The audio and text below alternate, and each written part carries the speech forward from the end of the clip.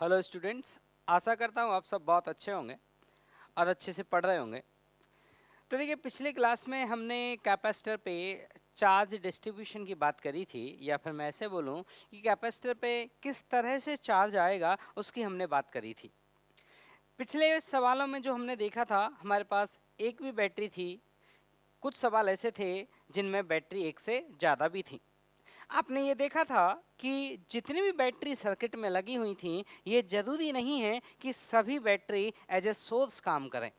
कुछ battery load भी काम कर सकती हैं, जिसका एग्जाम्पल पिछली क्लास में हमने लिया था, जिसमें हमारी एक बैटरी ने लोड का काम किया था और दो बैटरी ने सोर्स का काम किया था। कौन सी बैटरी लोड का काम करेगी और कौन सी बैटरी सोर्स का काम करेगी, ये हम सर्किट को देखकर नहीं बता सकते, हमें पूरा सर्किट एनालाइज करना ही पड़ेगा। सर्किट एनालिसिस के लिए मैंने आपको दो लॉ बताए थे, एक था किरचॉफ जंक्शन लॉ और एक था किरचॉफ लूप लॉ। जरूरत के हिसाब से हम इन दोनों लॉ को यूज करते रहेंगे। बैटरी के बारे में आपको हमेशा एक लाइन याद रखनी है कि बैटरी जितना चार्ज देती है उतना चार्ज लेती भी है। इसका मतलब आप ये कह सकते हैं कि बैटरी अपने पॉकेट से कोई भी चार्ज सर्किट को नहीं देती, वो सर्किट के किसी हिस्से से चार्ज लेती है और किसी हिस्से को चार्ज दे देती है। मतलब बैटरी के कारण सर्किट के नेट चार्ज में कभी कोई चेंज नहीं आएगा। क्यों नहीं आएगा? क्योंकि वो अपने जेब से कोई भी चार्ज नहीं देती है, वो कहीं से चार्ज कलेक्ट करती है और उसको कहीं दे देती है। मतलब पूरे सर्किट में बैटरी एक रीडिस्ट्रीब्यूटर का काम करती है, चार्ज को रीडिस्ट्रीब्यूट करती है। तो बैटरी जो है, बैटरी के कारण सर्किट के नेट चार्ज में कभी कोई चेंज नहीं आएगा। बैटरी एक कांस्टेंट पोटेंशियल डिफरेंस का सोर्स है और हमारी जो बैटरी है वो पॉजिटिव वर्क और नेगेटिव वर्क, जो वर्क का फॉर्मूला होता है वो क्या था, EMF into Q flow. Positive work है तो आगे प्लस साइन लगा लेंगे और नेगेटिव वर्क है तो माइनस साइन लगा लेंगे।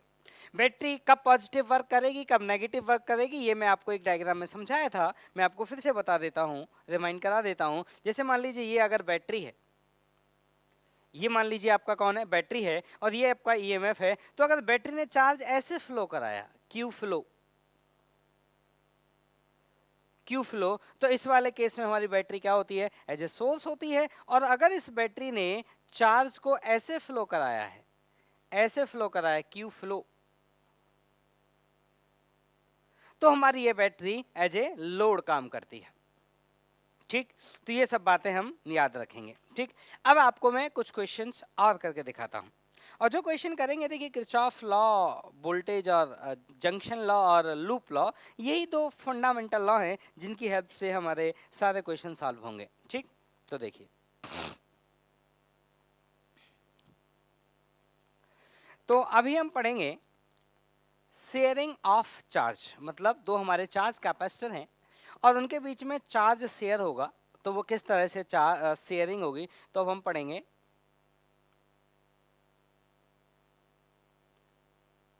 Sharing of charge. ठीक है, मतलब जो हमारे कैपेसिटर्स हैं, वो कैपेसिटर्स चार्ज को कैसे शेयर करेंगे आपस में, जब उनको आपस में कनेक्ट किया जाएगा, जब उनका सर्किट कंप्लीट किया जाएगा। इस चैप्टर के लिए और कमिंग चैप्टर के लिए एक लाइन बड़े अच्छे से याद रखिएगा, सर्किट में चार्ज का फ्लो तब तक नहीं होगा जब तक लूप कंप्लीट नहीं है। ठीक, अब सुनिए, तो देखिएगा बेटा, तो कहानी यह है कि मान लीजिए, तो पहले ऐसा करते हैं, इसमें हम एक एग्जाम्पल से इस चीज को समझते हैं। मैं दो एग्जाम्पल लूंगा और दोनों एग्जाम्पल से हम इस चीज को समझेंगे कि कैसे क्वेश्चन सॉल्व करते हैं। जैसे मान लीजिए बेटा, ये कि ये कैपेसिटर है, this is a capacitor, this is a capacitor, और ये कैपेसिटर चार्ज है। इस कैपेसिटर की हम वैल्यू मान लेते हैं, लेट्स से 2 माइक्रोफैरड, और इस वाली प्लेट पे चार्ज मान लेते हैं पॉजिटिव चार्ज है, और इस वाली प्लेट पे चार्ज मान लेते हैं नेगेटिव चार्ज है, और इस चार्ज की वैल्यू है मान लेते हैं 20 माइक्रोकूलम। इस वाली प्लेट पे पॉजिटिव है, इस प्लेट पे नेगेटिव है, और इस चार्ज की वैल्यू कितनी है, 20 माइक्रोकूलम। मतलब इस पे +20, इस पे -20। देखिए, कभी अगर वो ये पूछे ना कि कैपेसिटर की दोनों प्लेट का टोटल चार्ज बताइए, तो दैट इज 0, क्योंकि इस पे +20 और इस पे कितना, -20। और ये हमारा कैपेसिटर है। हमारे पास एक अनचार्ज कैपेसिटर और है। कैसा कैपेसिटर है? अनचार्ज। तो मेरे पास एक अनचार्ज कैपेसिटर और है, और मैंने बोला कि जब तक सर्किट कंप्लीट नहीं होता, सिस्टम में कोई भी चार्ज फ्लो नहीं करेगा। Let's say this is 3 microfarad, but this capacitor is अनचार्ज। तो हम देखिए 3 इसमें वैरायटी के सवाल करेंगे। इस बार हमने इसको अनचार्ज लिया है, अगले सवाल में हम इसको चार्ज कैपेसिटर लेंगे। अब चार्ज कैपेसिटर में भी दो कहानी है, पॉजिटिव प्लेट को कनेक्ट किया जाए या फिर पॉजिटिव और नेगेटिव प्लेट को कनेक्ट किया जाए। तो टोटल हमारे पास 3 डिफरेंट कॉन्फ़िगरेशन पॉसिबल है। अब देखिए कैसे सॉल्व करेंगे। तो ये है मेरा अनचार्ज कैपेसिटर, तो इस पर चार्ज कितना है? 0, और इस पर भी चार्ज कितना है? 0। This is my अनचार्ज capacitor and that switch is open. जब तक स्विच ओपन है तब तक सर्किट में चार्ज फ्लो नहीं करेगा। जैसे ही आपने स्विच को क्लोज किया, सर्किट हो गया कंप्लीट, चार्ज का फ्लो होना चालू होगा। चार्ज का फ्लो होना क्यों चालू होगा, उसके पीछे मैं कारण देता हूं, जैसे मैंने हमेशा कारण दिया है। इन दो पॉइंट के बीच का पोटेंशियल डिफरेंस है 0, बिकॉज दिस कैपेसिटर इज अनचार्ज। अगर इस कैपेसिटर के हिसाब से देखें तो, इस कैपेसिटर के हिसाब से देखें तो इन दो पॉइंट के बीच का पोटेंशियल डिफरेंस है 10 वोल्ट। अपर कैपेसिटर कह रहा है कि पोटेंशियल डिफरेंस 0 वोल्ट है उन्हीं दो पॉइंट का, और नीचे वाला कैपेसिटर कह रहा है कि उन्हीं दो पॉइंट का जो पोटेंशियल डिफरेंस है वो 10 वोल्ट है। मतलब दोनों में बात नहीं बन रही है, और अगर दोनों में बात नहीं बन रही है मतलब सिस्टम में चेंजेस होना जरूरी है, क्योंकि जब चेंज होंगे तभी तो दोनों एक बात पर पहुंच पाएंगे, दोनों एक बात पे सहमत हो पाएंगे। तो जितना पोटेंशियल डिफरेंस इस कैपेसिटर के अक्रॉस होना चाहिए उतना ही इसके अक्रॉस होना चाहिए, क्योंकि दोनों का जो ये वाले पॉइंट्स हैं ये तो कॉमन है दोनों के लिए। तो जितना पोटेंशियल यहाँ होगा उतना ही इन सभी पॉइंट्स का होगा। मतलब जितना पोटेंशियल इस प्लेट का उतना ही पोटेंशियल इस प्लेट का, और जितना पोटेंशियल इस प्लेट का उतना पोटेंशियल इस प्लेट का। ये कौन होती हैं? कंडक्टिंग प्लेट्स होती हैं। कैपेसिटर्स क्या है? कंडक्टर्स। याद रखिएगा कैपेसिटर का स्टोरी चालू हुआ था कंडक्टर शब्द से। And these are the conducting wires. ये जो कनेक्टिंग वायर है ये कौन से वायर होते हैं? कंडक्टिंग वायर्स होते हैं।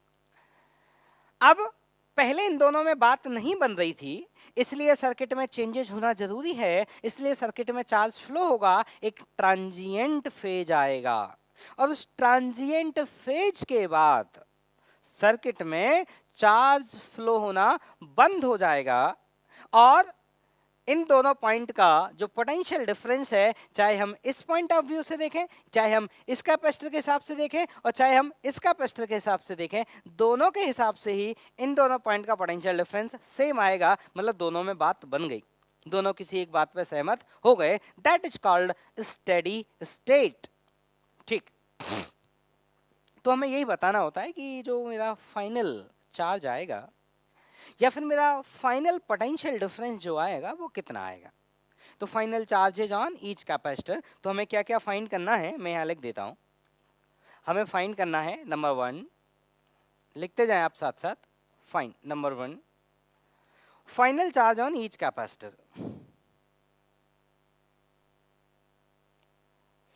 Final charge on each capacitor. दूसरा क्वेश्चन, अब देखिए अगर आपको फाइनल चार्ज पता है तो ईच कैपेसिटर में आप स्टोर्ड एनर्जी भी निकाल सकते हैं। तो दूसरा है stored energy in each capacitor.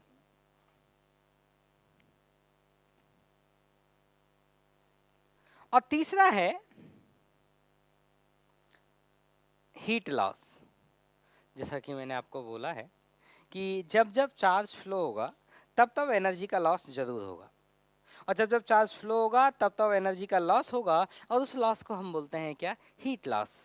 ठीक है, हीट लॉस क्यों बोलते हैं? क्योंकि मटेरियल गर्म हो जाता है। कैसे गर्म होता है हम अगला चैप्टर जब हम पढ़ेंगे उसमें बातें करेंगे कि किस तरह से मटेरियल गर्म हो जाता है। तो ये हमारा क्वेश्चन है। अब देखो, कल मैं आपको एक चीज बताया था कि कैपेसिटर की जैसे ये 2 प्लेट हैं, तो कभी भी इस प्लेट से चार्ज कूद के इस प्लेट पे नहीं जाता है। इस प्लेट पे जब कुछ प्लस क्यू चार्ज आता है, इस प्लेट पे जब प्लस क्यू चार्ज आता है, इसके सामने ये कंडक्टिंग प्लेट रखी हुई है, तो इसमें माइनस चार्ज इंड्यूस हो जाता है। तो ऐसे याद रखेंगे कि यहां से कूद के चार्ज यहां नहीं जाता है, यहां से कूद के चार्ज यहाँ नहीं जाता है। इसका मतलब ये हुआ कि अगर मैं इन दोनों को एक सिस्टम मान लूं, किसको, जिसको मैं डॉटेड लाइन के अंदर कर रहा हूं, this is my system. There are two plates in my system. One plate is this, another plate is this. तो अगर इन दोनों प्लेट का टोटल चार्ज, मतलब कुछ चार्ज इसके पास है, कुछ चार्ज इसके पास है, उन दोनों को ऐड कर दीजिए, तो ये हुआ दोनों प्लेट का टोटल चार्ज। मैंने इसको सिस्टम नाम दिया है, तो मैं ये कह सकता हूं कि इस सिस्टम का टोटल चार्ज। अब इस सिस्टम का टोटल चार्ज चेंज नहीं हो सकता। क्यों नहीं हो सकता? क्योंकि यहां से कभी चार्ज कूद के नहीं जाता, यहां से चार्ज कूद के नहीं जाता। जब यहां से यहां पे चार्ज गया ही नहीं, जब यहां से यहां पर चार्ज गया ही नहीं, तो इस सिस्टम का जो टोटल चार्ज है वो कभी चेंज नहीं करेगा। हाँ, यहां से यहां चार्ज अगर कूद के चला जाता तो मेरे सिस्टम का टोटल चार्ज चेंज हो जाता, लेकिन हमारा चार्ज जंप करके नहीं जाता है। ठीक है, ठीक है। तो कैसे सॉल्व करेंगे? तो देखिए सॉल्यूशन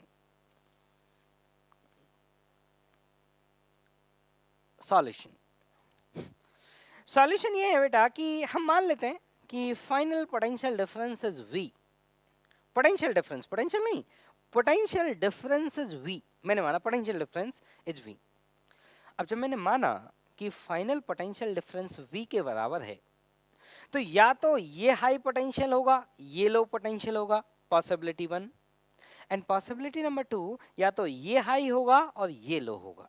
दो पॉसिबिलिटी है, या तो ये वाला हाई होगा, ये साइड का लो होगा, या फिर ये साइड का लो होगा, ये साइड का हाई होगा। दोनों में से कोई एक सिचुएशन हमारा आंसर होगी।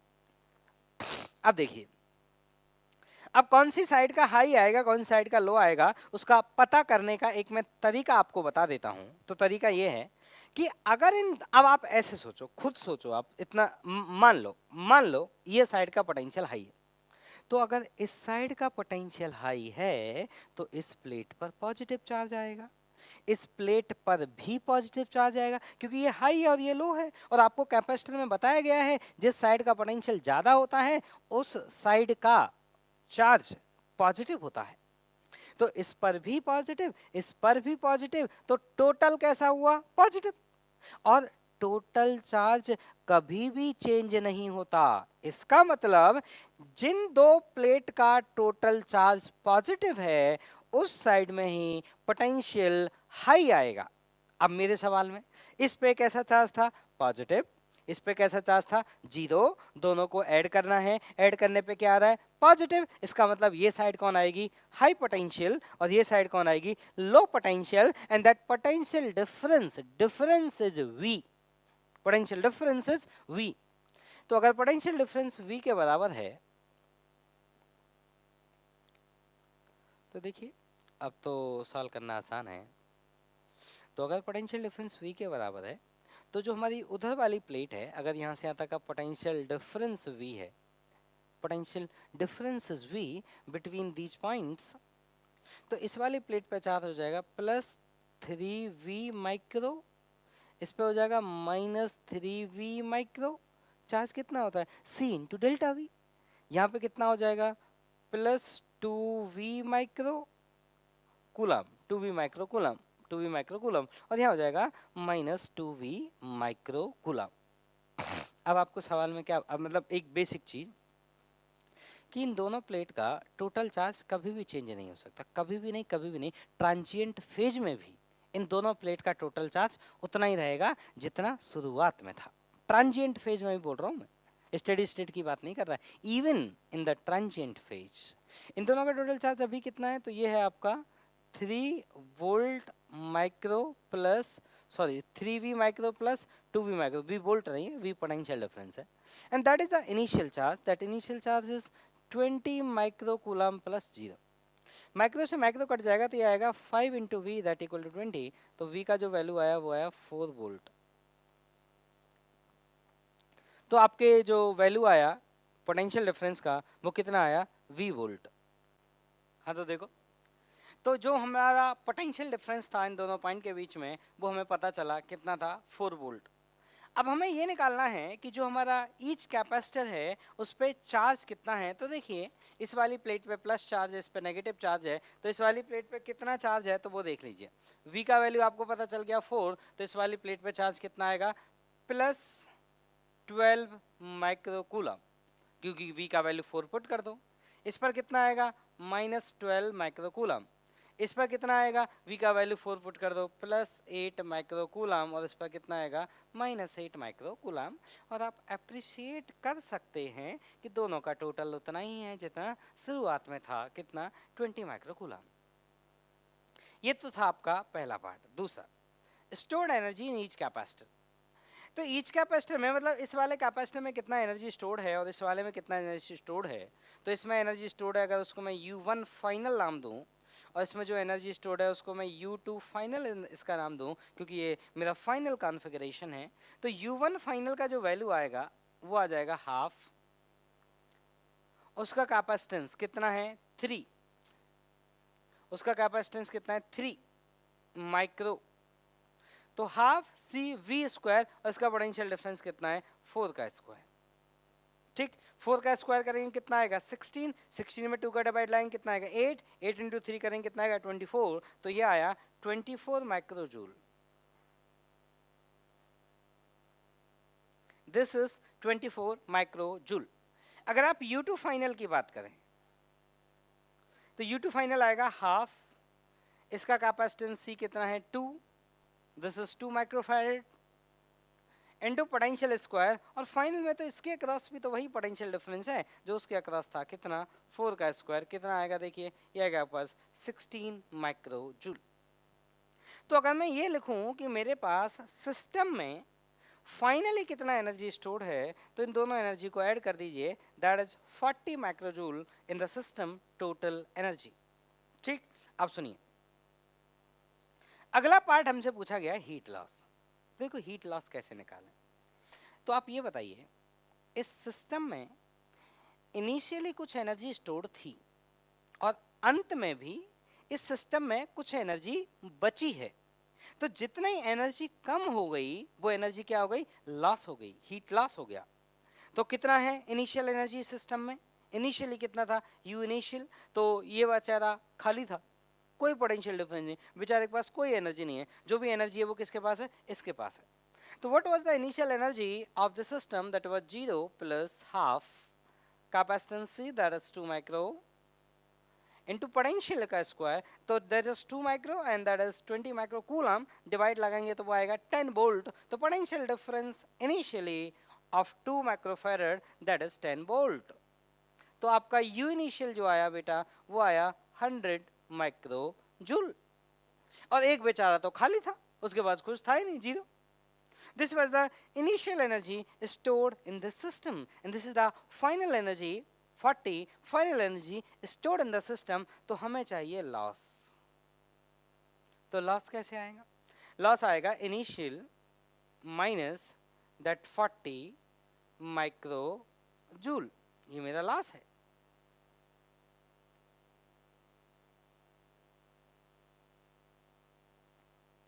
ये लॉस, तो कितना एनर्जी लॉस हो गया आपका, 60 माइक्रो जूल। लिख लीजिए सवाल को। अब अगला क्वेश्चन जो मैं लेने जा रहा हूं, अगले क्वेश्चन में जो मेरा कैपेसिटर है वो इस बार अनचार्ज नहीं होगा, इस बार कैपेसिटर चार्ज होगा, उसके ऊपर कुछ चार्ज होगा। तो मान लेते हैं कि पॉजिटिव चार्ज है, तो मैं इसको इरेज कर रहा हूँ, आप जिसको जो जो इसमें से लिखना है वो लिख रहे हैं, और हमारा क्वेश्चन की लैंग्वेज यही रहेगी, डाटा ये रहेगा, बस चार्ज 0 माइक्रो कूलम की जगह कुछ और हो जाएगा, लेट्स से 30 माइक्रो कूलम या फिर 10 माइक्रो कूलम एनी। ठीक, तो देखिए मैं लिख के दिखाता हूँ। तो अब मैं क्या करूँगा, इस चार्ज को चेंज कर दूंगा, बाकी मेरी पूरी कहानी सेम है, और ये मैं इधर से इरेज कर रहा हूँ, आप लिख लें।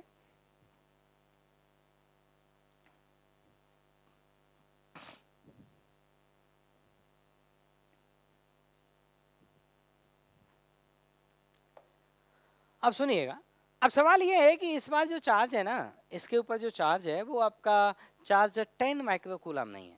ऐसा करते हैं, उस चार्ज को इस बार हम ले लेते हैं कितना, उसको लेते हैं लेट्स से 15 माइक्रोकूलम और इसके चार्ज को ले लेते हैं -15 माइक्रोकूलम, +15 और -15।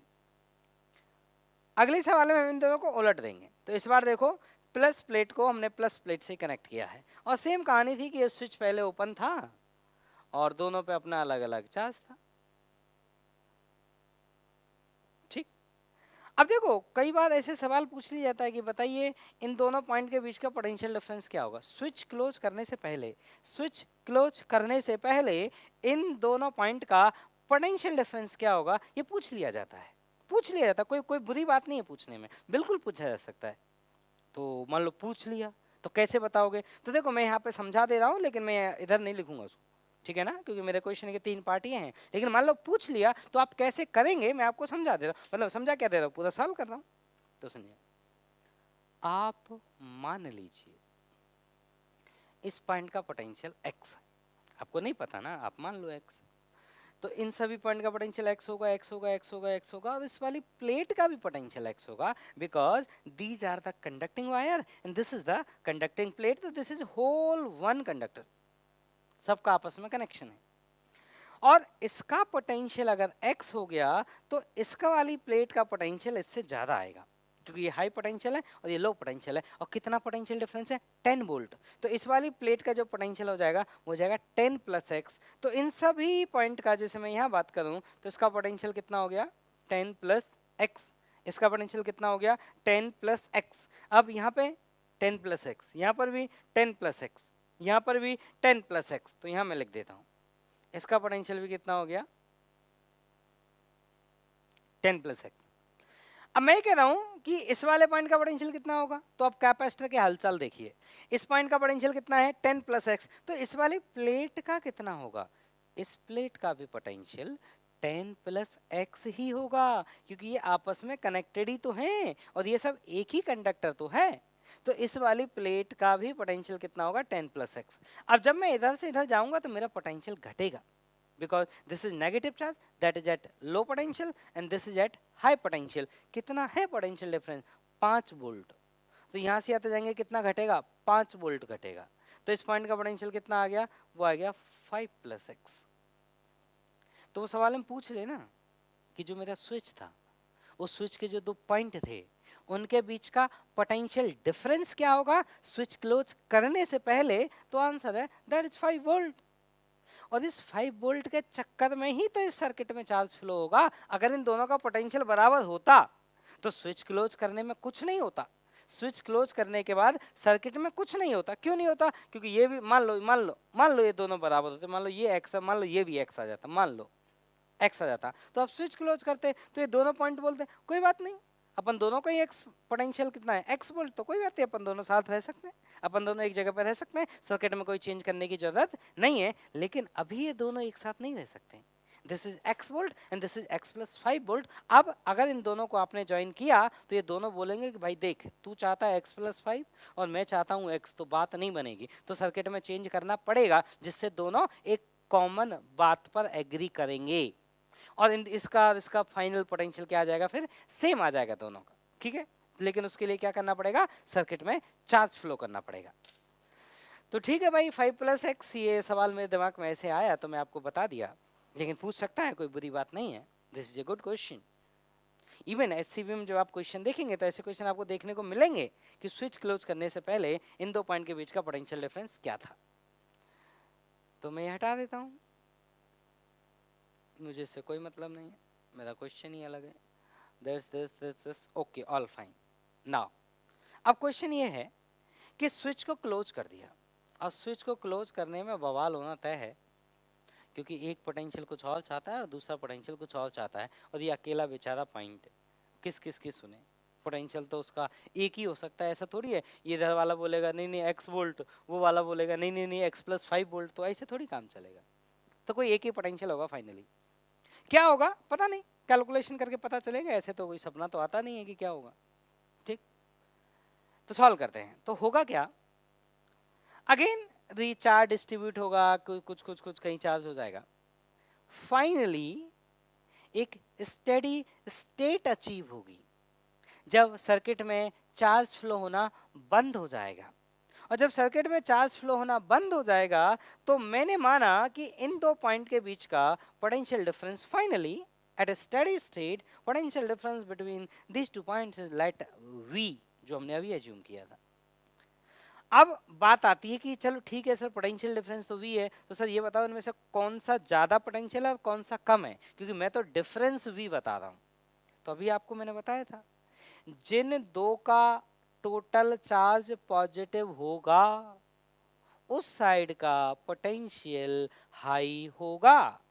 तो ये वाली प्लेट बोले अपने को भी पॉजिटिव है, ये वाली प्लेट बोले अपने भी पॉजिटिव है, तो दोनों बोले अपन दोनों का टोटल पॉजिटिव है, इसलिए ये कौन होगा हाई और ये कौन होगा लो।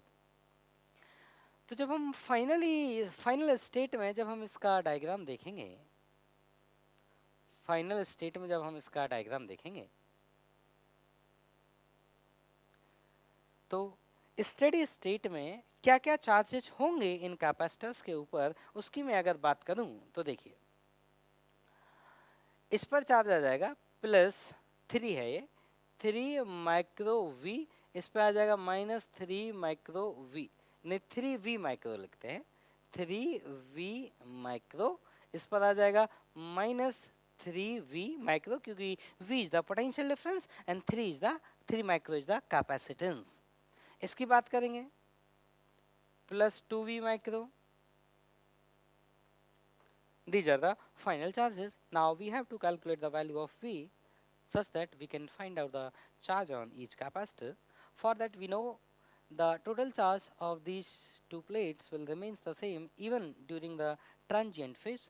The total charge during transient phase was कितना 5 कितना है 20 और 15 कितना आया 35।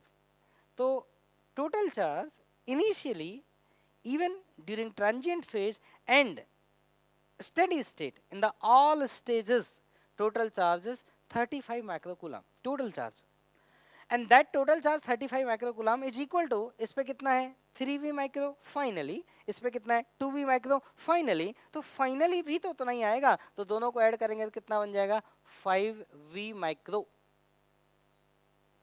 माइक्रो से माइक्रो उठ गया, कूलाम है, सी को रहने दो, माइक्रो से माइक्रो उठ गया, V का जो वैल्यू आएगा यहाँ से वो आएगा V = 7 वोल्ट। तो फाइनल पोटेंशियल जो आएगा मेरा इन दोनों कैपेसिटर के अक्रॉस वो आएगा 7 वोल्ट। अब क्या होगा कि मुझे निकालना है फाइनल चार्जेस, तो मैं पहले क्वेश्चन का आंसर देता हूँ। फाइनल चार्जेस इस वाले कैपेसिटर पे फाइनल चार्ज कितना आएगा, V का वैल्यू 7 पुट करो, 7 × 3 होता है 21, तो इस वाली प्लेट पे होगा +21 माइक्रोकूलम और लेफ्ट वाली प्लेट पे हो जाएगा -21 माइक्रोकूलम। ये तो चार्ज हो गया आपका किस पे 3 माइक्रोफैराड वाले पे। और जनरली जब आंसर दिया जाता है तो सिर्फ पॉजिटिव प्लेट का आंसर दिया जाता है, तो सिर्फ पॉजिटिव प्लेट का आंसर लिखूंगा। इस वाले पे V कितना है 7 × 2 कितना आएगा 14, तो ये आ जाएगा आपके पास 14 माइक्रोकूलम। तो on the upper capacitor charge is 21 microcoulomb, on the lower capacitor charge is 14 microcoulomb। इसका मतलब यहाँ से चार्ज निकल के ऐसे गया है और यहाँ से चार्ज निकल के ऐसे आया है। भाई जब चार्ज इधर से ऐसे गया होगा तो उधर से ऐसे आया होगा, तो कितना आया होगा, तो वहां पे अंत में ये कितना है, ये -15 था इनिशियली, बाद में कितना हो गया -21, मतलब यहाँ से चार्ज निकल गया। कितना चार्ज निकल गया 6 माइक्रोकूलम।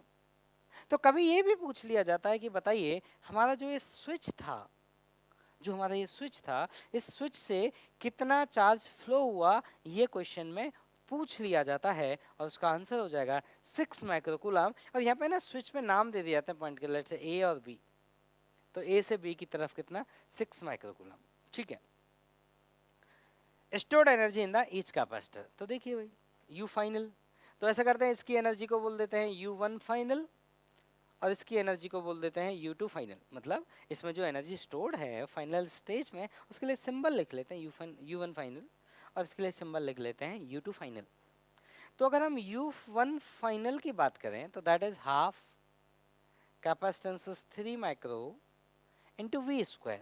V कितना है आपका 7² कितना आएगा 49, तो कितना आएगा ये, तो देखिए ये आएगा आपका 3 से 27 एंड 12 147/2 माइक्रो जूल। ठीक, अब हम U2 फाइनल लिखें, U2 फाइनल का वैल्यू तो उसका कितना आएगा, उसका हाफ CV², तो half capacitance is 2 micro and V² is the 49।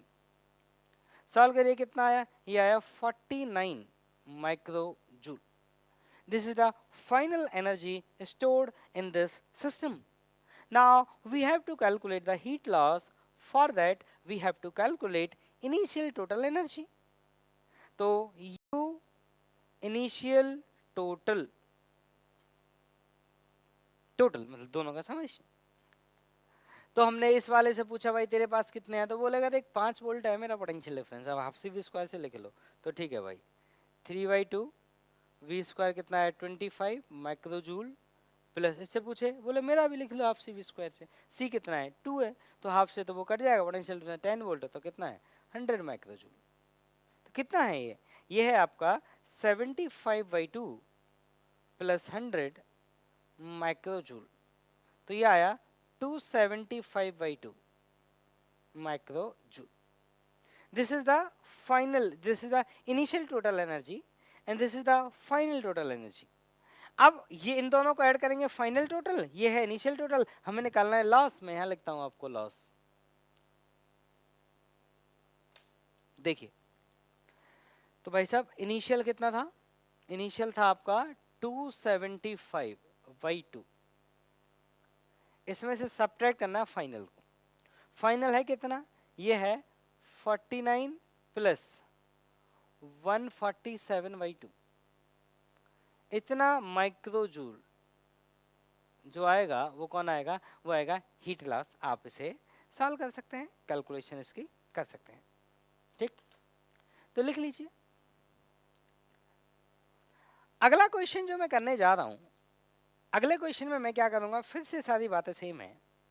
अगले क्वेश्चन में हम क्या करेंगे, इस वाली प्लेट को पॉजिटिव की बजाय क्या बना देंगे, नेगेटिव। ठीक, तो कैसे सॉल्व करेंगे बताते हैं। इसको लिख लें आप सब लोग। ठीक,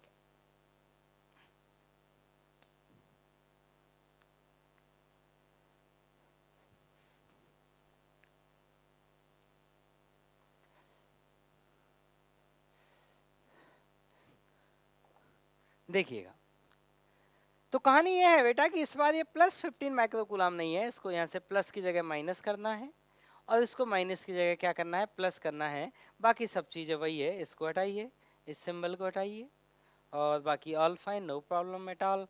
and charge on this is -15 micro coulomb and charge on this +15 micro coulomb.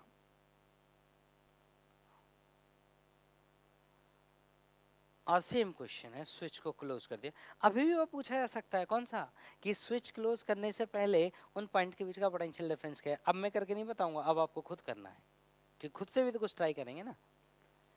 अब मैं आपसे ये पूछ रहा हूँ कि same story, now switch is closed, first final charge, second stored energy, third heat loss.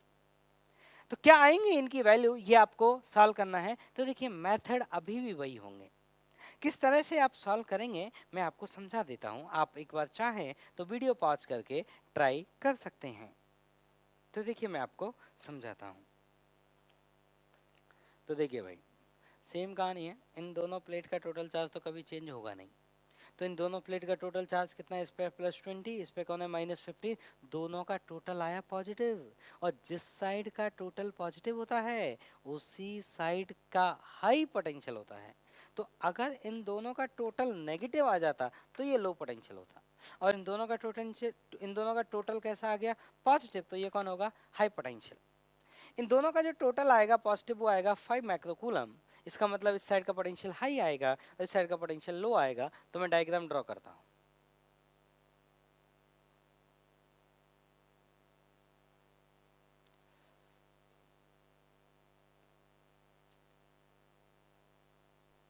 मैं डायग्राम ड्रॉ करता हूं, देखिएगा।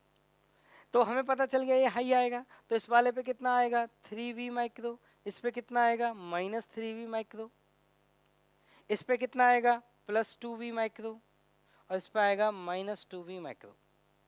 तो मैं कह रहा हूँ इस प्लेट और इस प्लेट का टोटल चार्ज अब मिला के देखा जाए तो वो आया 5v माइक्रो, और उसका वैल्यू किसके बराबर होना चाहिए -15 और +20, वो आएगा 5 माइक्रो। तो यहाँ से v का वैल्यू आया 1 वोल्ट। तो पोटेंशियल डिफरेंस जो आया मेरा यहाँ से यहाँ तक जो पोटेंशियल डिफरेंस आया finally that is 1 volt. And now I have to calculate the final charge on the each capacitor. So total charge on this capacitor is v equal to 1 put करिए कितना आया 3 माइक्रोकूलम, और v equal to 1 यहाँ put करिए कितना आया 2 microcoulomb. तो final charges आपको मिल गए on this capacitor this is 3 microcoulomb, on this capacitor this is 2 microcoulomb. Now we have to calculate the stored energy in the capacitor, finally stored energy, and same story for this I will use U1 final and for this I will use U2 final. तो U1 final का जो value आएगा U1 final उसका value आ जाएगा half, इसका capacitance कितना है 3 micro, और V मतलब 1 का स्क्वायर, तो ये आया आपके पास 3/2 माइक्रो जूल। और इसकी बात करें U2 फाइनल वो आएगा half, this is 2 micro into V 1 का square this is 1 micro joule, और टोटल आ गया U final total. U final total दोनों को ऐड कर दीजिए, ये आ गया आपके पास 2.5 माइक्रो जूल। कितना सा स्टोर्ड एनर्जी बचा, बहुत कम, क्योंकि चार्ज ने क्या किया एक दूसरे को कैंसिल आउट कर दिया। देखो वो -15 था वो +20 था, कट के अंत में कितना बचा 5 माइक्रोकूलम। अब हम U इनिशियल लिखेंगे तो U इनिशियल तो देखो बेटा उस पर कितनी एनर्जी है हाफ CV², तो हाफ कैपेसिटेंस इज 3 और V स्क्वायर मतलब 25, क्योंकि पोटेंशियल डिफरेंस कितना है 5 वोल्ट, प्लस इसके पास कितना है हाफ CV² और वो कितना है हाफ इंटू 2 इंटू 10 का स्क्वायर, इतना माइक्रो जूल। अब आप इसको सॉल्व करिए तो U इनिशियल टोटल का जो वैल्यू आएगा वो आएगा 75/2 प्लस यहाँ कितना आएगा 100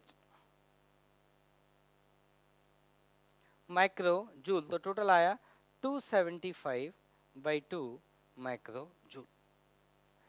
नेक्स्ट क्वेश्चन हमसे लॉस पूछा गया था इसलिए मैंने U इनिशियल टोटल लिखा। तो अगर हम लॉस की बात करेंगे लॉस, तो लॉस क्या आएगा इनिशियल कितना टोटल था हमारे पास 275/2,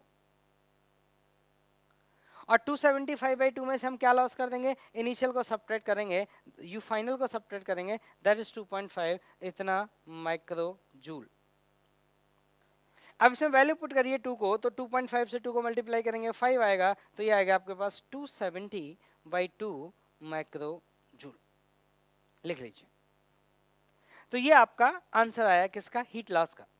तो देखिए इन दोनों क्वेश्चन से आपको ये समझ में आया कि कभी भी आपसे ये पूछा गया कि सिस्टम में फाइनल चार्ज क्या होगा, फाइनल एनर्जी क्या होगी, कितना हीट लॉस हो गया, तो मुझे लगता है अब आपको इस बात में दिक्कत नहीं आएगी। ठीक है, लिख लीजिए। अब चलते हैं आगे के क्वेश्चन की तरफ।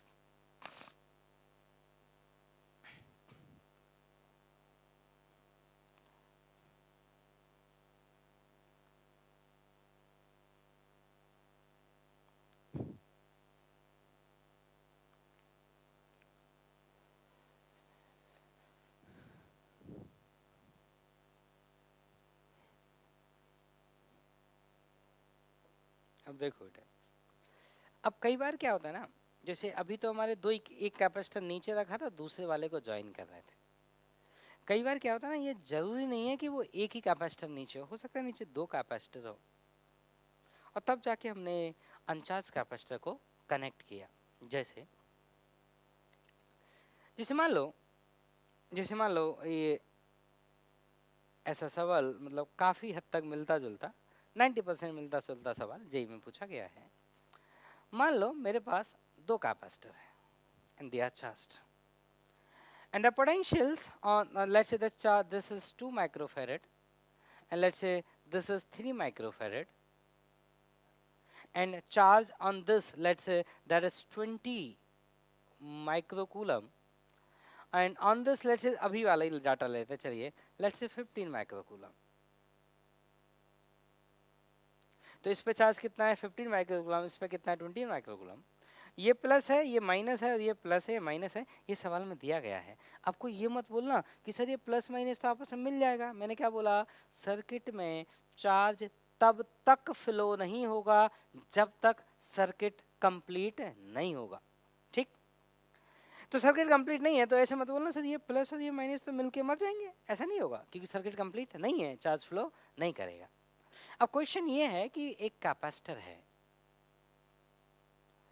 और उस कैपेसिटर का जो कैपेसिटेंस है ना वो है 5 माइक्रोफैरड।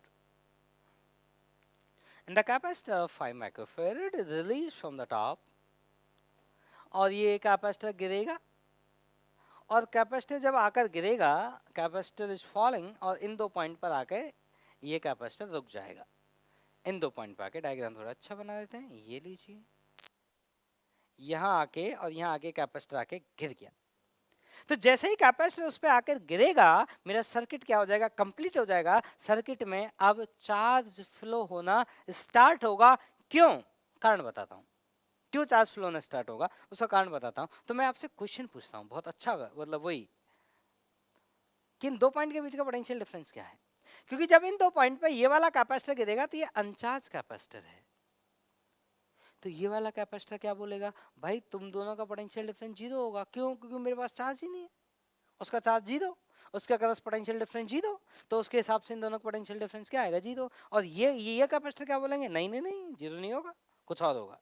तो कितना होगा, तो चलिए पहले क्वेश्चन पूछते हैं। फर्स्ट क्वेश्चन, ये जो हमारा फॉलिंग कैपेसिटर है, इसके गिरने से पहले ए और बी पे इस कैपेसिटर का नाम देते हैं, लेट्स से कैपेसिटर 1। तो कैपेसिटर 1 के कांटेक्ट में आने से पहले, बिफोर बीइंग इन कांटेक्ट,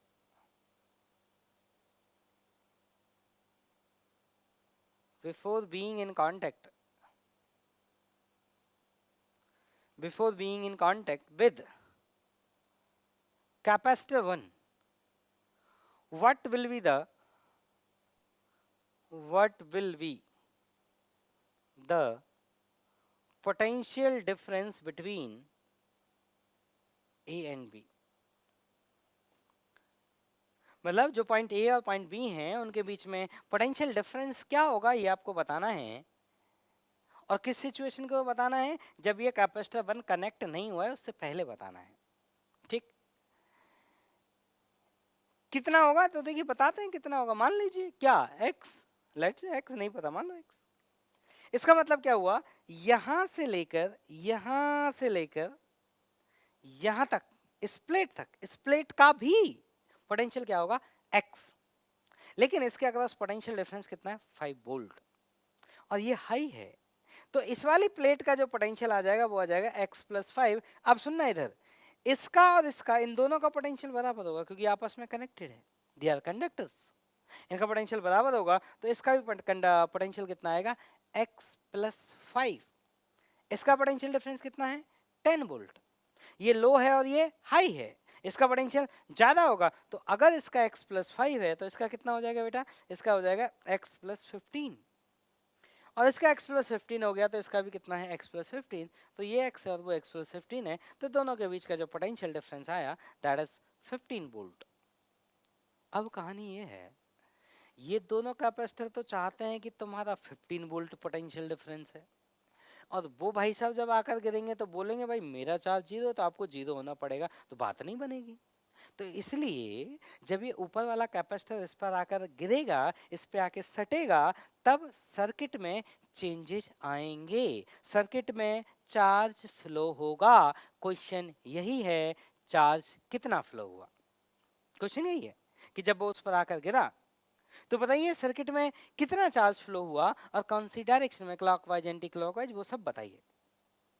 क्योंकि अगर आपको चार्जेस की वैल्यू पता है तो आप स्टोर्ड एनर्जी लिख सकते हैं, आप हीट लॉस लिख सकते हैं। क्योंकि चार्ज की वैल्यू पता है तो हम फाइनल स्टोर्ड एनर्जी लिख पाएंगे, इनिशियल स्टोर्ड एनर्जी भी हम लिख सकते हैं। तो हम एनर्जी का डिफरेंस निकाल के हम हीट लॉस कैलकुलेट कर सकते हैं। तो अगर हमें कुछ भी कैलकुलेट करना हो तो हमें फंडामेंटल चीज है, चार्ज की वैल्यू पता होना चाहिए। अब कितना होगा चार्ज, पता करते हैं। अब सवाल उठता है, सर अब बताइए कि वो चार्ज कैसे फ्लो होगा, क्लॉकवाइज या एंटी क्लॉकवाइज? पिछले बार तो बता दिए थे दो में कि भाई जिन दो का सम पॉजिटिव आएगा वो साइड में पोटेंशियल हाई रहेगा। ठीक, क्वेश्चन वैलिड है और आंसर ये है कि बिना कैलकुलेशन के नहीं बताया जा सकता। उसमें मेरे पास एक आर्गुमेंट था, उस आर्गुमेंट की हेल्प से मैंने ये बता दिया था कि किस साइड पे चार्ज पॉजिटिव रहेंगे फाइनली, मैंने बता दिया था। लेकिन यहाँ पे मेरे पास ऐसा कोई लॉजिक नहीं है, तो मैं ये नहीं बता सकता कि फाइनली कौन सी वाली प्लेट पे चार्ज मतलब चार्ज कैसे फ्लो होगा, क्लॉकवाइज फ्लो होगा या एंटी क्लॉकवाइज फ्लो होगा। तो फिर क्या करेंगे, तो हम एक अज्यूम कर लेंगे कि लेट से इस डायरेक्शन में क्यू फ्लो हुआ, हम अज्यूम कर लेंगे। और सॉल्व करने पे अगर वो क्यू नेगेटिव आ जाएगा तो इसका मतलब कि चार्ज इस डायरेक्शन में फ्लो ना होके दूसरे डायरेक्शन फ्लो हुआ। कैसे, मैं सॉल्व करके दिखाता हूँ, सुनिए। मुझे भी नहीं पता है कि किस डायरेक्शन फ्लो होगा, मैं भी आपके लिए सॉल्व करके दिखा रहा हूँ, तो देखिएगा सॉल्यूशन। तो सॉल्यूशन की अगर हम बात करें तो ये हमारा कैपेसिटर है और अब तो सर्किट कनेक्ट कर दीजिए, ये भी कैपेसिटर है, ये भी कैपेसिटर है, ये हो गया सर्किट क्लोज।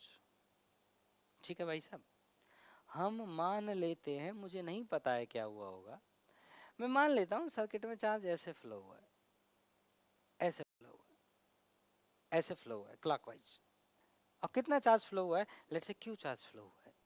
इसका मतलब आप ऐसे समझिए, इस प्लेट पे पहले चार्ज कितना था, 20 माइक्रो कूलम। अब सोचो यहाँ से क्यू निकल गया तो अब कितना बचा होगा, 20 micro minus Q, sorry 20 minus Q into micro, मतलब क्यू भी मेरा माइक्रो में है। तो इस वाली प्लेट पे 20 माइनस क्यू इंटू माइक्रो, ये वाला चार्ज यहाँ गया होगा तो यहाँ पे कितना आ गया होगा, प्लस क्यू माइक्रो, यहाँ पे माइनस क्यू माइक्रो, अरे सामने वाले पे इंड्यूस होता है। तो यहाँ से क्यू आ, देखो यहाँ से क्यू निकला, क्यू यहाँ गया, तो यहाँ क्यू गया, इसको देख के यहाँ इंड्यूस हो गया, तो यहाँ से फिर क्यू, ये न्यूट्रल थी ना, न्यूट्रल थी ना, यह माइनस आ गया ना, तो आउटर पे क्या आएगा, पॉजिटिव, और वो आउटर पे बैठा नहीं रहेगा, वो यहाँ से जाएगा क्योंकि सर्किट में चार्ज को फ्लो होना है। ठीक, तो यहाँ से क्यू आया, यहाँ से क्यू ऐसे चला गया, अब ये क्यू कहाँ आएगा, इसके पास आएगा। इसके पास पहले कितना था, -15, इस वाले पे -15, अब क्या हो जाएगा, minus of 15 minus Q, -15 plus Q को मैं माइनस कॉमन लेके लिख दिया माइक्रो, और इस पे कितना हो जाएगा, इस पे हो जाएगा +15 माइनस क्यू। कैसे, इधर से आया क्यू, क्यू इधर से आया तो क्यू यहाँ से निकलेगा भी, तो सही यहाँ आया तो यहाँ से निकलेगा, यहाँ पे पहले कितना था 15 माइक्रो, उसमें से क्यू चला गया तो अब कितना बचा 15 माइनस क्यू माइक्रो। ठीक, और ये चार्ज क्यू आया तो यहाँ पे कितना था पहले -20 माइक्रो, अभी कितना आ गया क्यू माइक्रो, तो अब यहाँ नेट कितना हो जाएगा minus of 20 minus Q micro. जितना चार्ज फ्लो होना था हो लिया और अब फ्लो होना बंद। अब चार्ज फ्लो होना बंद हो गया, सिस्टम एक स्टेडी स्टेट में पहुंच गया, और जब सिस्टम एक स्टेडी स्टेट में पहुंच गया मतलब अब कोई चार्जेस फ्लो नहीं हो रहे हैं, अब जो भी चार्ज है वो स्टेशनरी हैं, मतलब ये सिस्टम एक इलेक्ट्रोस्टैटिक कंडीशन में पहुंच चुका है। ठीक, अब आप इसमें क्या करिए, किरचॉफ लूप लॉ अप्लाई करिए कि total potential drop along a close loop equal to 0। तो ऐसा करते हैं, मैं इसमें किरचॉफ लूप लॉ लगाता हूं। तो किरचॉफ लूप लॉ लगाने के लिए हमें किसी एक डायरेक्शन में घूमना पड़ता है, किसी एक डायरेक्शन में से जिस पॉइंट से हम चालू करते हैं, जिस पॉइंट से हम चालू करते हैं, घूमते घूमते घूमते हमें वापस उसी पॉइंट तक आना होता है। आप चाहें तो क्लॉकवाइज घूम सकते हैं और चाहे तो आप एंटी क्लॉकवाइज घूम सकते हैं, वो आपकी मर्जी है। तो देखिए यहाँ से यहाँ तक, चलिए मैं ऐसे ही घूम जाता हूँ। ठीक है, अब देखिए टोटल पोटेंशियल ड्रॉप 0 है, ठीक है ना, तो टोटल पोटेंशियल ड्रॉप 0 लिख लो या टोटल पोटेंशियल इंक्रीमेंट लिख लो, उनको 0 कर दो, बात एक ही है, टोटल पोटेंशियल इंक्रीमेंट 0 या टोटल पोटेंशियल ड्रॉप 0। ठीक है, तो हमारा अगर नेट फायदा भी नहीं हुआ तो नेट नुकसान भी तो नहीं हुआ, दोनों बातें एक ही हैं। मैं बोलूँ कि साहब नेट कोई फायदा ही नहीं हुआ, तो इसका मतलब आप ये भी तो कह रहे हैं कि नेट नुकसान नहीं हुआ, दोनों बात एक ही है ना। तो मैं क्या करूँगा, यहाँ से लिखना चालू करूँगा, जो पोटेंशियल बढ़ेंगे मैं उनको पॉजिटिव लिखूंगा क्योंकि मैं इंक्रीमेंट लिख रहा हूँ। ठीक है ना, क्योंकि वो थोड़ा एक हैबिट में पड़ा हुआ है और मेजॉरिटी मतलब एक कोई एक हैबिट डाल सकते हैं, ऐसा कोई गलत नहीं है, क्योंकि नेट प्रॉफिट नहीं हुआ तो नेट लॉस भी नहीं हुआ। तो यहाँ से यहाँ तक जाएंगे तो पोटेंशियल बढ़ेगा, कितना बढ़ेगा, ये बढ़ेगा, तो बढ़ेगा तो उसको प्लस लेना है, कितना बढ़ेगा 15 माइनस क्यू बाई सी, सी कितना है इसका 3 माइक्रोफेरेड, माइक्रो से माइक्रो कटेगा 3, और बढ़ेगा इसलिए इसको प्लस लेना है, एक ये आ गया प्लस, यहाँ से यहाँ तक जाएंगे तो पोटेंशियल बढ़ेगा। आप बोलेंगे सर कैसे पता चला बढ़ेगा? अरे भाई साहब ये नेगेटिव लिख के रखा है मैंने, ये पॉजिटिव लिख के रखा है मैंने, इसका मतलब ये लो मान रखा है या हाई मान रखा है। ऐसे यहाँ पे ये पॉजिटिव लिख के रखा है, ये लो, इधर से इधर जाएंगे तो पोटेंशियल क्या होगा? बढ़ेगा। कितना बढ़ेगा? पोटेंशियल बढ़ेगा मेरा 20 माइनस क्यू बाई 2। बढ़ेगा इसलिए प्लस लगा लेंगे, बढ़ेगा इसलिए प्लस लगा लेंगे, प्लस। जब मैं यहाँ से यहाँ तक जाऊंगा तो पोटेंशियल घटेगा मेरा। कितना घटेगा मेरा? Q by C। उसका कैपेसिटेंस कितना है? 5 माइक्रोफेरेड, तो वो घटेगा इसलिए minus, and that is Q by 5। Potential difference कितना होता है? Q by C, and that equal to 0। इसको अब सॉल्व करना है, तो देखिए बेटा मैं सॉल्व करके दिखा देता हूँ। तो ये आया कितना? तो ये आया 5 minus Q by 3 plus 10 minus Q by 2 and minus Q by 5 equal to 0। ये आया 15 equal to Q into 1/2 plus 1/3 plus 1/5। और इस इक्वेशन को सॉल्व करके हम ये कैलकुलेट कर सकते हैं कि Q की वैल्यू क्या आएगी। आप चाहे तो मैं सॉल्व कर देता हूँ, देखिए मैं कर देता हूँ। आप नीचे एलसीएम ले लीजिए, तो 1/15 sorry 15 equal to Q into, तो देखिए इन दोनों का एलसीएम लेंगे तो ये आएगा 5/6, 5/6 और 1/5, ये आएगा 5/6 प्लस 1/5। तो इसको फिर से लिखिए further, that equal to Q into, ये आएगा 25 और 6 कितना आएगा? 31/30। तो Q का जो वैल्यू आया वो आया 450/31 माइक्रो कूलम। Q पॉजिटिव आया, Q पॉजिटिव आया मतलब अच्छी बात है, आपने जो माना वो ठीक माना। मतलब इस डायरेक्शन में कितना चार्ज फ्लो करेगा? 451/31 माइक्रो कूलम। हाँ तो देखो बेटा, तो देखिए अभी हमने कुछ क्वेश्चंस देखे, तो अब हम पढ़ते हैं कॉम्बिनेशंस ऑफ कैपेसिटर्स। और जो कॉम्बिनेशन हम पढ़ते हैं वो अनचार्ज्ड कैपेसिटर का कॉम्बिनेशन पढ़ते हैं। तो मैं हेडिंग डालता हूँ, आप लोग भी हेडिंग डालें।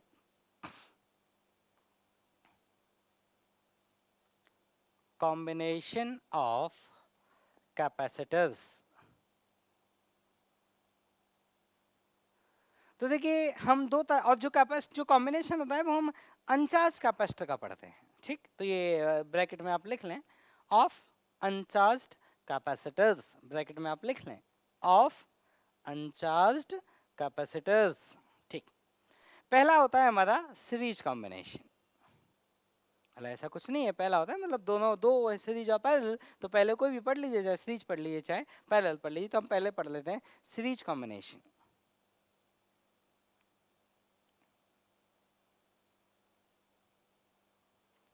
तो देखिए सीरीज कॉम्बिनेशन में क्या होता है कि जितने भी कैपेसिटर्स होते हैं, जो कैपेसिटर्स होते हैं वो इस तरह से एक सीरीज में लगे होते हैं। ये कैपेसिटर्स हैं जो एक सीरीज में लगे हुए हैं, और इन इस वाले पॉइंट के बीच में और इस वाले पॉइंट के बीच में एक पोटेंशियल अप्लाई किया जाता है, या फिर मैं ऐसे बोलूं कि एक बैटरी कनेक्ट की जाती है। और फिर क्या होता है, ईच कैपेसिटर पे कुछ कुछ अमाउंट ऑफ चार्ज आता है और कुछ कुछ अमाउंट ऑफ पोटेंशियल डिफरेंस आता है, ठीक। तो देखिए पहली बात तो आप ये समझें कि जब हम यहाँ से यहाँ तक एक बैटरी कनेक्ट करेंगे, लेट्स से मैंने कोई बैटरी कनेक्ट किया, तो जब चार्ज फ्लो होगा तो जितना चार्ज इधर से जाएगा उतना ही ईच कैपेसिटर पर आएगा। तो इस पे चार्ज प्लस क्यू आया तो इस पे माइनस क्यू, इस पे प्लस क्यू आया तो इस पे माइनस क्यू, और इस पे प्लस क्यू आया तो माइनस क्यू। तो सीरीज की यह पहचान है, charge will be same, charge will be same on each capacitor. तो ईच कैपेसिटर पे चार्ज की वैल्यू सेम होगी, किसमें? सीरीज कॉम्बिनेशन में। अब ऐसा करते हैं, इस कैपेसिटेंस को मान लेते हैं C1, इसको मान लेते हैं C2, इसको मान लेते हैं C3। तो अगर मैं इस कैपेसिटर C1 के अक्रॉस पोटेंशियल डिफरेंस लिखूंगा और अगर उसको मैं डेल्टा V1 बोलूंगा, potential difference that is Q by C, तो this is Q upon C1। इसके अक्रॉस अगर हम पोटेंशियल डिफरेंस लिखेंगे दैट इज डेल्टा V2, उसको क्या लिखा जाएगा? Q by C2। और इसके अक्रॉस अगर पोटेंशियल डिफरेंस लिखा जाएगा डेल्टा V3, उसको लिखा जाएगा Q बाई C3, ठीक। अब मैं ये कह रहा हूं बेटा कि तीनों के अक्रॉस हमने पोटेंशियल डिफरेंस लिख लिया। अब मुझे बताइए ये पोटेंशियल डिफरेंस है, अगर इसका मैं रेशियो देखूं, delta V1 ratio delta V2 ratio delta V3, अगर ये रेशियो कैलकुलेट किया जाए तो ये आएगा 1/C1 ratio, 1/C2 ratio, 1/C3। ठीक, अब ये आपको अच्छे से याद रखना है कि सीरीज कॉम्बिनेशन में कैपेसिटर पे जो पोटेंशियल डिफरेंस होते हैं उनका जो रेशियो होता है वो कैपेसिटेंस के इनवर्स प्रोपोर्शनल होता है। तो ratio of potential difference is inversely proportional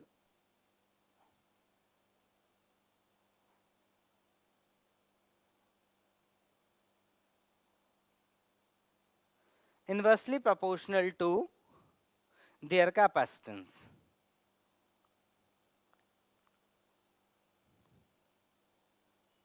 इसका मतलब क्या हुआ, जिसका कैपेसिटेंस सबसे कम होगा उसको पोटेंशियल डिफरेंस सबसे ज्यादा मिलेगा। ठीक, अच्छा चलिए अब कैसे ऐसे देखते हैं। अब मैं मान लेता हूं बेटा कि इन दो पॉइंट के बीच का जो पोटेंशियल डिफरेंस है जो हमने बैटरी लगाई, हम मान लेते हैं बैटरी का ईएमएफ ई के बराबर है, या फिर मैं बैटरी का पोटेंशियल बी के बराबर, तो ई लिख लेते हैं। चलिए अब मुझे बताइए यहाँ से यहाँ तक पोटेंशियल डिफरेंस अगर ई के बराबर है, अगर हम यहाँ से यहाँ तक अगर इसको मैं एक्स मान लूँ तो इस पॉइंट का पोटेंशियल क्या हो जाएगा, इसका हो जाएगा x plus Q upon C3। अगर इसका देखा जाए इस पॉइंट का पोटेंशियल, यहाँ से यहाँ तक जाएंगे फिर पोटेंशियल बढ़ेगा, कितना हो जाएगा इसका potential, x plus Q upon C3 plus Q upon C2। और जब मैं यहाँ से आ जाऊंगा तो इसका पोटेंशियल कितना हो जाएगा, ये जाएगा x plus Q upon C3 plus Q upon C2 plus Q upon C1। तो अगर मैं यहाँ से यहाँ तक का पोटेंशियल डिफरेंस इन कैपेसिटर के हिसाब से निकालूं तो वो पोटेंशियल डिफरेंस कितना आएगा, वो आएगा Q by C3 plus Q by C2 plus Q by C1। और ये पोटेंशियल डिफरेंस किसके बराबर है, ये पोटेंशियल डिफरेंस बराबर है दैट, अगर मैं इस रास्ते से पोटेंशियल डिफरेंस देखूं इन दोनों पॉइंट का, तो बराबर है बैटरी का ईएमएफ ई। अब यहां से हम एक वर्डिंग यूज करते हैं। अब मुझे बताइए ये जो Q बाई C3 है ये पोटेंशियल डिफरेंस है इस कैपेसिटर के अक्रॉस, Q बाई C2 ये पोटेंशियल डिफरेंस है इस कैपेसिटर के across, and Q by C1 ये पोटेंशियल डिफरेंस है इस कैपेसिटर के अक्रॉस। अब यहाँ से हम एक वर्डिंग इस्तेमाल करते हैं कि देखिए बैटरी का जो पोटेंशियल डिफरेंस था या बैटरी का जो ईएमएफ था वो तीनों कैपेसिटर्स को बट गया। तो अगर वो तीनों को बट गया तो तीनों के पोटेंशियल डिफरेंस का समेशन बैटरी के पोटेंशियल डिफरेंस के बराबर होना चाहिए। तो ये इक्वेशन वही तो लिखी है कि तीनों के पोटेंशियल डिफरेंस का समेशन बैटरी के पोटेंशियल डिफरेंस के बराबर है। तो यहां से हम एक वर्डिंग यूज करेंगे। क्या वर्डिंग यूज करेंगे कि बैटरी का जो पोटेंशियल डिफरेंस होता है वो तीनों कैपेसिटर्स में बट जाता है। तो अगर वही तीनों में बटा है तो उन तीनों का समेशन बैटरी के पोटेंशियल डिफरेंस के बराबर होना चाहिए, और ये इक्वेशन वही लिखी हुई है। और यहां से आप एक चीज और जानते हैं, तो आप ऐसे लिख सकते हैं कि जो पोटेंशियल डिफरेंस है delta V1 plus delta V2 plus delta V3 that equal to battery का ईएमएफ ई। और delta V1 delta V2 delta V3 का जो वैल्यू है वो किसके प्रोपोर्शनल में, 1/C1 के प्रोपोर्शनल में है। तो अगर कभी आप डेल्टा V1 लिखना चाहते हैं, this is delta V1, this is delta V2, this is delta V3, तीनों पोटेंशियल डिफरेंस का समेशन किसके बराबर है, बैटरी का पोटेंशियल डिफरेंस के बराबर है। और इन तीनों पोटेंशियल डिफरेंस का रेशियो 1/C1, 1/C2, 1/C3 बचपन में सवाल किया करते थे। राम का प्रॉफिट श्याम का profit equal to total profit, और राम श्याम के प्रॉफिट का रेशियो दिया होता था और ईच का प्रॉफिट निकालना होता था। सेम क्वेश्चन है बेटा। तो डेल्टा V1 का वैल्यू क्या आएगा, वहां से देखो डेल्टा V1 के सामने कौन है, 1/C1। तो क्या बोलते थे, पहले 1/C1 लिखो, फिर नीचे तीनों का समेशन, और फिर यहाँ पे टोटल प्रॉफिट ई। डेल्टा V2 लिखेंगे तो डेल्टा V2 का value 1/C2 upon 1/C1 plus 1/C2 plus 1/C3 into E. और डेल्टा V3 की अगर आप बात करें तो ये आएगा 1/C3 divided by 1/C1 plus 1/C2 plus 1/C3 into E. These are the आपके पोटेंशियल डिफरेंस। ठीक है, अब मैं ये कहना चाहता हूं कि मुझे ये बताइए कि जब मैंने ये कॉम्बिनेशन के अक्रॉस जब ये बैटरी लगाई तो कुछ चार्ज फ्लो हुआ। कितना चार्ज फ्लो हुआ? तो जो चार्ज फ्लो हुआ वो वही वाला चार्ज है जो इन कैपेसिटर्स के ऊपर है। तो अगर मैं क्यू फ्लो की बात करूं, Q flow, this is Q. जो इन कैपेसिटर पे चार्ज आया वो चार्ज फ्लो होने से ही तो आया, क्योंकि इनिशियली तो अनचार्ज थे। और क्यू फ्लो की अगर आप वैल्यू लिखना चाहें तो आप चाहे तो इसे C1 डेल्टा V1 लिख सकते हैं, चाहे आप इसे C2 डेल्टा V2 लिख सकते हैं, और चाहे आप इसे C3 डेल्टा V3 लिख सकते हैं, क्योंकि चार्ज तीनों पे बराबर है। ठीक, अब मैं क्या कह रहा हूं आपसे, मेरी बात सुनिएगा। अब आप ऐसा करिए, ये वाली इक्वेशन को देखिएगा एक बार, ये वाले इक्वेशन को देखिए एक बार। ये वाली इक्वेशन कह रही है कि Q into 1/C1 plus 1/C2 plus 1/C3 this is E। तो Q का जो वैल्यू आया वो आया E upon 1/C1 plus 1/C2 plus 1/C3। अब मैं ये कह रहा हूं बेटा, आप ये सोचो कि इन तीनों कैपेसिटर की जगह पे हम कोई एक कैपेसिटर लगाते जो इन तीनों का इक्विवेलेंट होता, वो अकेला इस सर्किट में वही रोल प्ले करता जो ये तीनों मिलके रोल प्ले कर रहे हैं। इसलिए उस कैपेसिटर का नाम होता इक्विवेलेंट कैपेसिटर। तो मुझे बताइए, इस सर्किट में इन तीनों को भगा के मैं कोई एक ही कैपेसिटर लगाना चाहता हूं, और उस एक कैपेसिटर की वजह से भी सर्किट में उतना ही चार्ज फ्लो होना चाहिए जितना चार्ज फ्लो इन तीनों के कारण हुआ था। तो मैंने माना उसका कैपेसिटेंस है C इक्विवेलेंट। तो अगर उस अकेले को हम लगाते तो Q का वैल्यू क्या होता? Q का वैल्यू होता C इक्विवेलेंट इंटू E। तो ये चार्ज उतना ही है जितने ये तीनों था, मतलब इन दोनों इक्वेशन का LHS बराबर है, तो आप RHS को बराबर करिए, और यहाँ से आपको पता चलेगा कि 1/C इक्विवेलेंट का जो वैल्यू आएगा वो आएगा 1/C1 plus 1/C2 plus 1/C3। तो ये आपको याद रखना है कि सीरीज वाले केस में जो इक्विवेलेंट कैपेसिटर होता है उसकी वैल्यू होती है 1/C1 plus 1/C2 plus 1/C3। ठीक, ठीक है। तो देखिए, चलिए पढ़ते रहिए, और कोई भी किसी भी तरह का डाउट आए पूछें। और देखिए, मेहनत करेंगे तो ही हम अच्छा सीख पाएंगे। कभी कभी चीज़ों को थोड़ा ज़्यादा पढ़ना पड़ता है, तो पढ़ें। आपके पास इतनी टेक्स्ट बुक अवेलेबल हैं। पुराने टाइम में तो लोगों के पास इतनी चीज़ें नहीं होती थी, फिर भी लोग पढ़ के सीखे, इन सब चीज़ों को डेवलप किए। तो आपके पास तो इतनी फैसिलिटी है कि आप चाहें तो अच्छे से पढ़ सकते हैं। ठीक, तो चलिए फिर मिलते हैं।